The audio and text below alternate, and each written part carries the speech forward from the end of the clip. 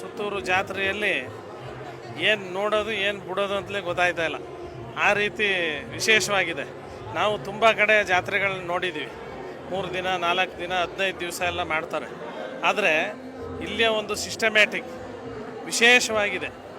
ಎಲ್ಲಿ ನೋಡಿದ್ರೂ ಕ್ರಮಬದ್ಧವಾಗಿ ಸ್ವಯಂ ಸೇವಕರು ಮಾಡ್ತಾ ಇರತಕ್ಕಂಥ ಕೆಲಸಗಳನ್ನು ನೋಡ್ತಾ ಇದ್ದರೆ ನಾವು ಅವ್ರ ಜೊತೆ ಕೂಡ್ಕೊಂಡು ಕೆಲಸ ಮಾಡಬೇಕು ಅನಿಸುತ್ತೆ. ಆ ರೀತಿ ಸ್ವಯಂ ಸೇವಕರು ತಯಾರು ಮಾಡಿದ್ದಾರೆ ಬುದ್ಧಿಯವರು. ಏನು ನೋಡಬೇಕು ಏನು ಬಿಡಬೇಕು ಅಂತಲೇ ಗೊತ್ತಾಯ್ತಲ್ಲ. ಎಲ್ಲ ರಂಗದಲ್ಲೂ ಕೂಡ ಮೊನ್ನೆ ದೇಶೀಯ ಆಟಗಳಲ್ಲಿ ಭಾಗವಹಿಸಿದ್ವಿ, ಸಾಂಸ್ಕೃತಿಕ ಮೇಳದಲ್ಲಿ ಭಾಗವಹಿಸಿದ್ವಿ, ಮತ್ತು ರಂಗೋಲಿ ಸ್ಪರ್ಧೆ, ಮತ್ತು ಮಹಿಳೆಯರಿಗಾಗಿ ನೆನ್ನೆ ಭಜನೆ ಮುಗಿಸಿ ತುಂಬ ಜನ ಅಲ್ಲಿ ಬಂದರು. ಇದು ಮಡಿಕೆ ಹೊಡೆಯ ಅಂಥ ಪ್ರೋಗ್ರಾಮು ಇಂಥವೆಲ್ಲ ಸ್ವಯಂ ಪ್ರೇರಿತವಾಗಿ ಸಾವಿರಾರು ಜನ ಬಂದು ಭಾಗವಹಿಸ್ತಾ ಇದ್ದಾರೆ. ಎಲ್ಲದರಲ್ಲೂ ಕೂಡ ವಿಶೇಷವಾಗಿದೆ.